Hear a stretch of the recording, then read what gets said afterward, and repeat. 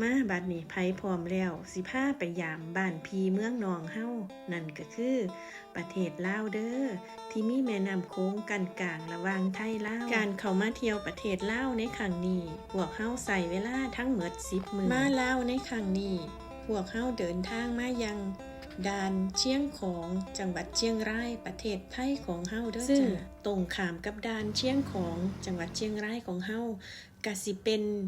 ด่านห้วยทรายประเทศลาวเด้อจ้าการเข้าไปก็บ่ซับซ้อนเด้อจ้าเจ้าหน้าที่พูดจาดีเว้าได้ทั้งภาษาอังกฤษภาษาไทยแล้วก็ภาษาลาวบ้านเฮาเด้อจ้าซึ่งด่านห้วยทรายนี่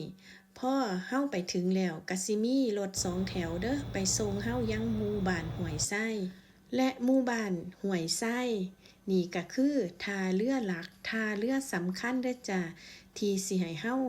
ลงเรือเดินทางไปยังหลวงพระบางท่าเรือบ้านห้วยทรายสิมีทั้งรีสอร์ทและโรงแรมเด้อสำหรับคนที่ว่ามาถึงแล้วยังบ่อยากลงเรือเลยก็สามารถพักอยู่ต่อมื้อ2มื้อได้เด้อเพื่อชมความงามของแม่น้ำโขงก่อนสิเดินทางการเดินทางชมแม่น้ำโขงแบบสโลว์ไลฟ์เฮาสิเดินทางด้วยเรือใหม่แบบช้าๆเด้อค่ำมับไปถึงหมู่บ้านปากแบงนั่นก็คือจุดที่เรือสิเฮาจอดพักเพื่อค้างคืน1คืนหาที่พักตามอัธยาศัยเด้อไผอยากได้แบบใดก็ย่างหาบ้านปากแบงก็เป็นท่าเรือหลักอีกหม้องนึง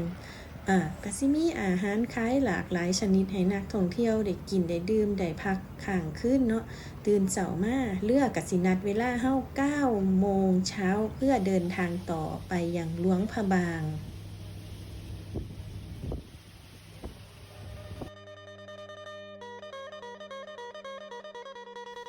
เสียงน้ำกระทบหัวเรือเบาๆลำน้ำโขงไหลเอื่อยอยู่ตรงหน้า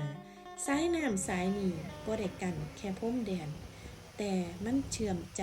ของเฮาสองฝั่งไทยลาวเข้าใส่กันเด้อเรือลำน้อยของชาวบ้านลอยผ่านเสียงหัวเราะเสียงทักทายชีวิตผู้คนผูกพันกับแม่น้ำตั้งแต่เช้าจนตะวันลับฟ้าการล่องเรือแม่น้ำโขงบ่แม่นแค่การเดินทางแต่มันคือการสัมผัสมิตรภาพธรรมชาติและความเป็นพี่น้องของสองฝั่งแม่น้ำฝั่งหนึ่งคือไทยอีกฝั่งหนึ่งคือพี่น้องฝั่งลาวเว้าภาษาใกล้กันยิ้มให้กันดุจญาติมิตรแบ่งปันสายน้ำเดียวกันมาหลายชั่วอายุคนแม่น้ำโขงเปรียบเสมือนเส้น